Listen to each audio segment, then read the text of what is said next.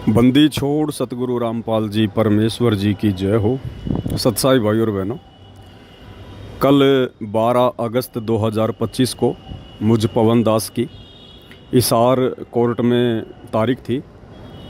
जो मुकदमा सतलोक आश्रम मैनेजमेंट हरियाणा वालों ने ज़बरदस्ती सतगुरु रामपाल जी परमेश्वर जी को मुझ पवन दास के खिलाफ उल्टा सीधा भड़काकर और मेरे ऊपर जो मुकदमा उन्होंने लगवाया हुआ था, उसकी कल मेरी तारीख थी 12 अगस्त को।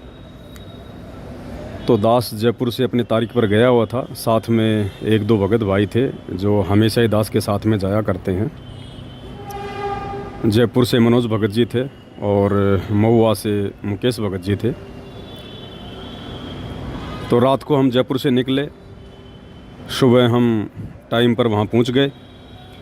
कोर्ट में जाने से पहले जेल पड़ती है जहाँ पे परमपिता परमेश्वर जी बैठे हुए हैं। हमने वहाँ गुरुदेव भगवान को दंडवत प्रणाम किया। उसके बाद हम कोर्ट में चले गए। 10 बजे हम कोर्ट में पहुँच गए और जैसे हम कोर्ट में गए तो हमारा जो वकील है, उसका जो मुंशी है, उसने बताया कि ये जो आश्रम वाले हैं ये तुम्हारे साथ में समझौता करना चाहते हैं, कॉम्प्रोमाइज़ करना चाहते हैं ये। तो दास ने उसको मना कर दिया कि भाई मैं कॉम्प्रोमाइज़ नहीं करूँगा, मैं अपनी जगह सही हूँ। कॉम्प्रोमाइज़ वो करे जिसको अपनी गलती का एहसास हुआ हो, जिसने गलत मुकदमा किया हो, गलत जिसने मेरे ऊपर ये गवाहियाँ दी हों, उन लोगों को आवश्यकता है कॉम्प्रोमाइज़ करने की।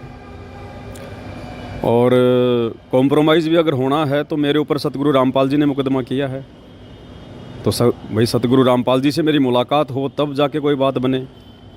तो दास ने मना कर दिया।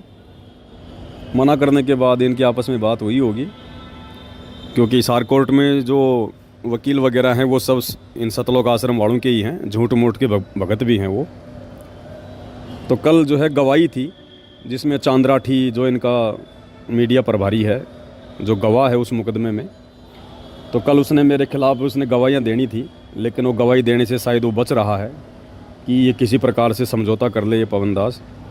तो दास ने मना कर दिया। मना कर दिया तो भाई और बहनों, फिर इन्होंने गुंडों की फ़ौज बुला ली।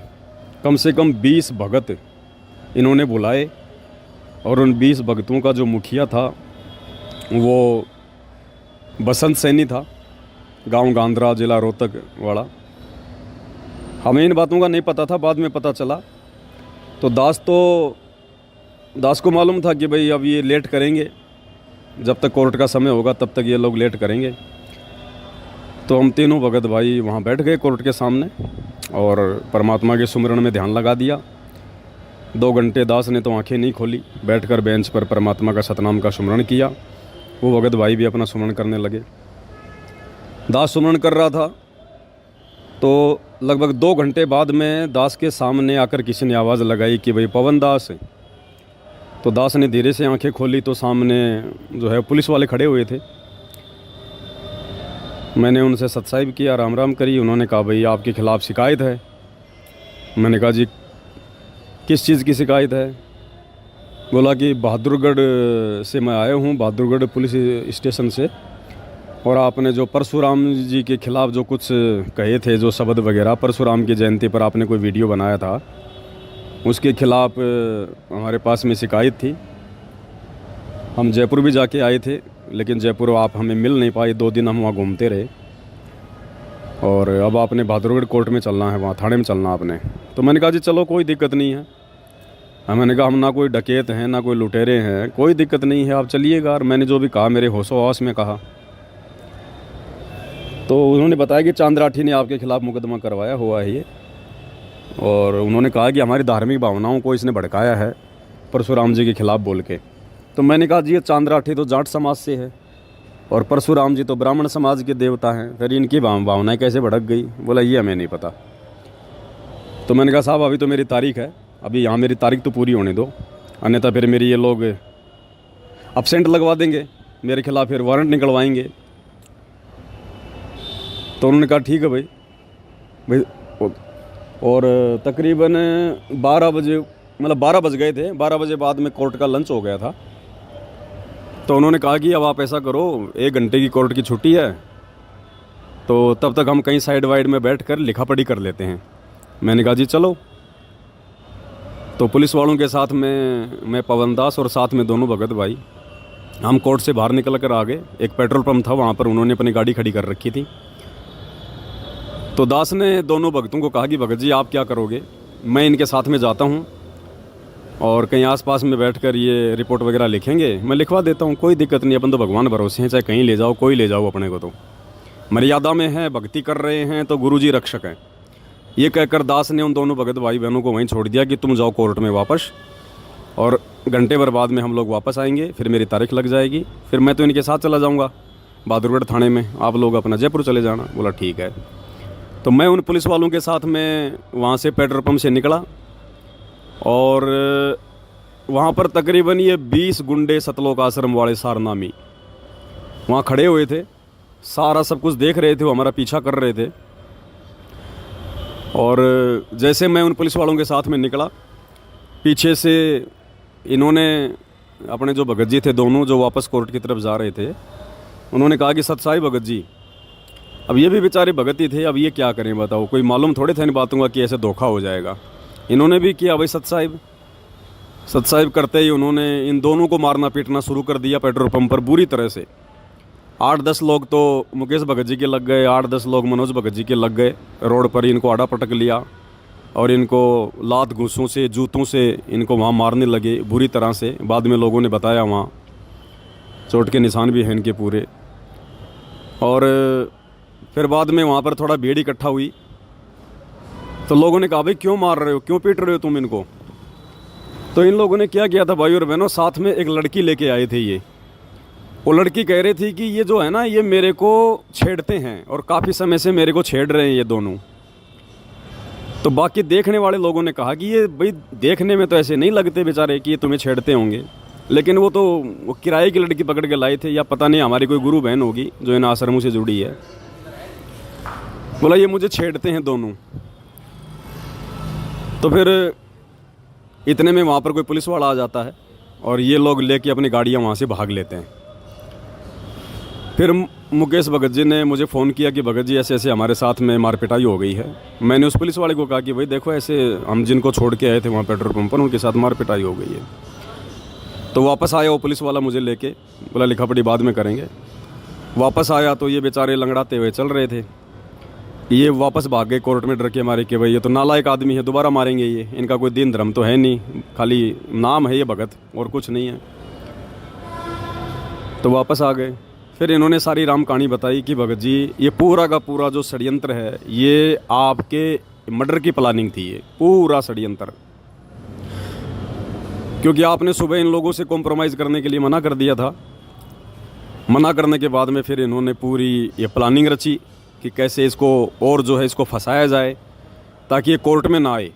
कोर्ट में नहीं आएगा तो फिर ये जो है गवाहियाँ नहीं होंगी, क्योंकि गवाहियों में फिर गुरुजी को भी आना पड़ेगा। गुरुजी आएंगे तो फिर आमना सामना होगा, फिर कोर्ट में सारे खुलासे होंगे, इनकी पोल पट्टी सामने आएगी।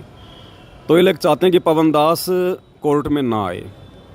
तो फिर इन्होंने वो लड़की लेके आई थी ये, और 20-25 लोग ये आए थे कि लोग अगर पूछेंगे तो कह देंगे साहब ये लड़की छेड़ रहा था, और ये लड़की छेड़ने का मुकदमा इस पवन दास के ऊपर और लगवा देंगे, 4-5 साल के लिए जेल में और चला जाएगा। तो उन्होंने बताया भगत जी पूरा जो षड्यंत्र था ये आपके लिए था ये। तो दास ने कहा कि कोई बात नहीं भाई, राम रखवाड़ा है, जो परमात्मा करेगा सो होगा। अब ना तो भगवान छूट सकता ना भक्ति छूट सकती, ज्ञान भगवान ने ऐसा दे दिया। और वे मरना जीना भगवान के हाथ में है, अपने गुरुजी के हाथ में है भाई जीना मरना। वो चाहेंगे तो मारेंगे और चाहेंगे तो जिएंगे। आज से पहले भी तो लाखों बार करोड़ों बार जन्म ले चुके हैं, मर चुके हैं, और मर लेंगे एक जन्म में, क्या दिक्कत हो गई। लेकिन अब सच्चाई का रास्ता नहीं छोड़ेंगे भाई। उसके बाद वो पुलिस वाला आया तो मुकेश भगत जी ने बताया कि भगत जी वो मेरा मोबाइल भी छीन कर ले गए, और साथ में मेरे जो रेलवे के जो ये ID कार्ड वगैरह थे वो भी ले गए छीन के। तो मैंने उनसे कहा पुलिस वालों से कि भाई साहब ये मतलब सरकारी आदमी है, अब बेचारे का मोबाइल भी ले गए, इसके वो कागज़ भी ले गए। तो उस पुलिस वाले ने फ़ोन किया, फ़ोन करके कहा कि भाई इनका ID कार्ड वगैरह लेके आ जाओ, वरना ये लोग 112 पे ये कॉल करेंगे, तुम्हारे ऊपर मुकदमा होगा। तो हमने कहा साहब मुकदमा तो हम नहीं करेंगे, अगर मुकदमे करने होते तो हम बहुत पहले कर देते इनके ऊपर। इनकी बुद्धि भ्रष्ट है, ये हमारे गुरु भाई हैं लेकिन इनकी बुद्धि भ्रष्ट है, इनकी बुद्धि बेकार बैठा हुआ है। हम मुकदमा नहीं करेंगे, हम तो अपने गुरुजी के वचन पे चलेंगे। आगे आने वाले समय में इनके कर्म इनको देख लेंगे अपने आप। ये खुद ही अपने ऊपर मुकदमे लगा रहे हैं। हम क्या मुकदमे करेंगे इन पे? हम तो हमारे गुरुजी के वचन पे चलेंगे, हम किसी पे मुकदमा नहीं करेंगे। जो तो को काटा बोवे ताको वो तू फूल। उन्होंने कहा भाई चलो कोई बात नहीं। फिर उसने फ़ोन किया उसको चांदराठी को कि भाई तुम्हारे भगत इनका मोबाइल भी छीन ले गए, इनके साथ मारपिटाई भी हुई है, तुम्हारे भक्तों के लक्षण है क्या ये? तो फिर चांदराठी ने उन लोगों को फ़ोन किया होगा। फिर थोड़ी देर बाद में वो बसंत सैनी जो है भगत जी का मोबाइल, वो पर्स वगैरह लेके आया। फिर वो दे के गया। मैंने तो भी अपना तो स्वभाव है, जैसे वो बसंत सैनी आया, क्योंकि जयपुर में वही आया था मुझे मारने के लिए पूरी टीम लेके। तो मैंने कहा साहब ये वही आदमी है जो जयपुर में आया था मुझे मारने के लिए।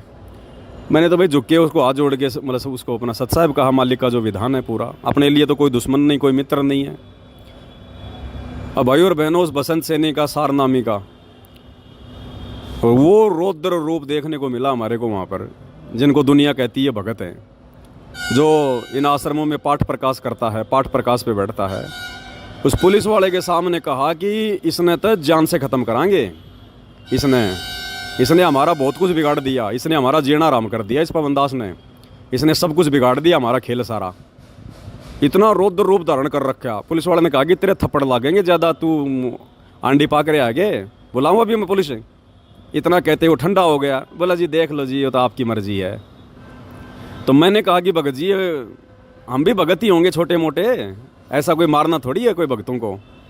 तो बसंत सैनी बोला कि गुरुजी के आदेश है तेरे को मारने के, गुरुजी के आदेश हो रहे हैं कि मार दे उसने।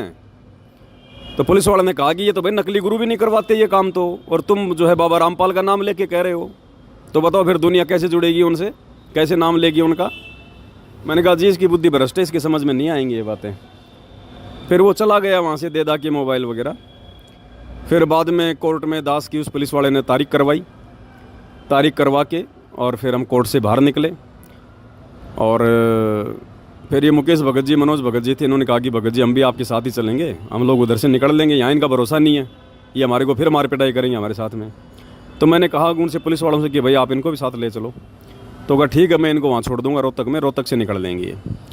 तो मुकेश भगत जी को, मनोज भगत जी को उन्होंने रोहतक छोड़ दिया, और दास को जो है यहाँ पे बहादुरगढ़ की पुलिस थाने में लेके आ गए। अब हम लोग कोर्ट में जा रहे हैं। अब आगे देखो परमात्मा की मर्जी है भाई और बहनों। वैसे तो इसमें 4 साल की सज़ा है। अब ये कोर्ट में लेके जा रहे हैं। अब आगे अपने गुरुदेव भगवान की रज़ा, उनकी मर्जी परमात्मा की, परमात्मा फ्री करवाएंगे या फिर जेल भेजेंगे, जैसी परमात्मा की मर्जी। हमने तो उनकी रज़ा में राजी रहना है। सुमरन अपना कोई छीन नहीं सकता है। मार पिटाई होती है तो अपने कोई कर्म कट रहे हैं। हर तरीके से अपने दोनों हाथों में लड्डू हैं भाई और बहनों। और बस मेरा तो आप सभी भाई बहनों से यही निवेदन है, यही प्रार्थना है। सत का मार्ग है, और इस सत के मार्ग में आने वाले समय में ना जाने कैसी कैसी अग्नि परीक्षाएं हमें देनी पड़ेंगी, क्योंकि गुरुजी कहते हैं ना बच्चों तुम्हारी अग्नि परीक्षा है। तो ये सत्सयुगों की अग्नि परीक्षा, आश्रम वालों की नहीं है, वो तो आपके आसपास भी नहीं है। तो ये अग्नि परीक्षा हम सत्सयुगों की चल रही है भाई और बहनों। और किसी भाई बहन ने कोई चिंता करने की ज़रूरत नहीं है। अगर चिंता करनी है तो केवल गुरुजी के मंत्र की भक्ति की। देखो भाई और बहनों कैसे परमात्मा खेल खेलता है। गुरुजी पल पल साथ हैं। कल अगर वो पुलिस वाला अगर बहादुरगढ़ कोर्ट से मुझे लेने नहीं आता, जबकि मुकदमा हुए तो काफ़ी टाइम हो गया, वो कल ही क्यों आया? क्योंकि कल इन लोगों ने पूरा षड्यंत्र रचा हुआ था मुझ पवन दास को जान से मारने का। पूरा षड्यंत्र कि जान से नहीं मरेगा तो वो लड़की का मुकदमा लगा देंगे, इसको जेल में डालेंगे। मालिक को पता था कि ये मारेंगे इस बच्चे को। परमात्मा ने उस पुलिस वाले को भेज दिया उधर से, दास का सिक्योरिटी गार्ड बना के उस पुलिस वाले को भेजा भगवान ने। वो मुकदमा भाई और बहनों को ऐसे नहीं लगा, परमात्मा ने दया कर रखी है। अगर कल परमात्मा उस पुलिस वाले को ना भेजते तो भाई और बहनों कल ये इस दास को शायद छोड़ते भी नहीं है लोग। इतना विकराल रूप धारण करके पूरा कोर्ट इन्होंने घेर रखा था। और मालिक ने उस पुलिस वाले को भेजा और अपनी गाड़ी में बैठा के मेरे को यहाँ पे बहादुरगढ़ लेके आया। अब ठीक है, आगे की न्याय प्रणाली है, वो क्या करेंगे क्या नहीं करेंगे वो तो मालिक की मौज है, परमात्मा की मर्जी। अपने तो भजन करना, भजन अपना कोई ना कोई जेल में छीन सकता, ना कोई बाहर छीन सकता है, और यही सबसे बड़ा धन है अपना। बाकी ये संघर्ष है भाई और बहनों। भगवान आप और हमारे लिए हमारा भगवान पिछले 10-12 साल से हिसार जेल में बैठा हुआ है।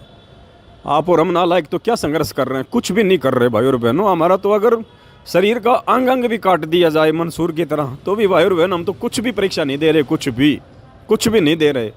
इसमें तो हमारा भला उल्टा, हमारा भला ही हो रहा है ये उल्टा। तो आप सभी आत्माओं से प्रार्थना है भाई और बहनों, परमात्मा पे दृढ़ विश्वास रखें। किसी भगत को देख के बिल्कुल भी नहीं चलना है। ये ज्ञान आधार का मार्ग है, परमात्मा ने रास्ता सबको दिखा रखा है।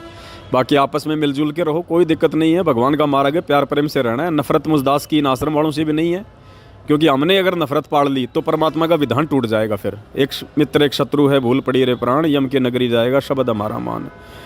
और कबीर खड़ा बाजार में मांगे सबकी खैर, ना काहूँ से दोस्ती ना काहूँ से बैर। ये भले हमें अपना दुश्मन समझ रहे हैं, कोई दिक्कत नहीं है, समझो, मारो पीटो कुछ भी करो, हमारे बाप को नहीं छोड़ा इस लोक में, हमें कौन छोड़ेगा। लेकिन हमने इनको अपना भाई समझना है, अपना मित्र समझना है। हमारे मन में कोई दोष कोई द्वेष इनके प्रति नहीं होना चाहिए, बिल्कुल भूल के भी, नहीं तो फिर हमारा आत्म कल्याण नहीं होगा। और आत्म कल्याण नहीं हुआ फिर क्या फ़ायदा, फिर ये जेल जाने का, मार पिटाई खाने का, ये कष्ट भोगने का, फिर क्या फ़ायदा जब मोक्ष नहीं हुआ। तो जब इतना सब कुछ कर रहे हैं तो आगे भी करेंगे परमात्मा की दया से, भगवान करवाएगा, हिम्मत देगा गुरु जी साथ में तो सब कुछ है भाई और बहनों, कोई दिक्कत नहीं है, मालिक साथ में। बस ये मार्ग ना छोड़ना भाई और बहनों, और कुछ नहीं है। द्वार धनी के पड़े रहो, धक्के धनी के खाओ, शो काल जग जोड़ ही द्वार छोड़ ना जाओ। बस ये छोटा सा संदेशा था। आगे परमात्मा दया करेंगे तो दास आपके सामने उपस्थित होगा मालिक की सेवा में, सतगुरु महिमा में, नहीं तो फिर जेल में करेंगे सतगुरु की महिमा, बैठ के परमात्मा का सुमरण करेंगे। बंदी छोड़ सतगुरु रामपाल जी भगवान की जय हो।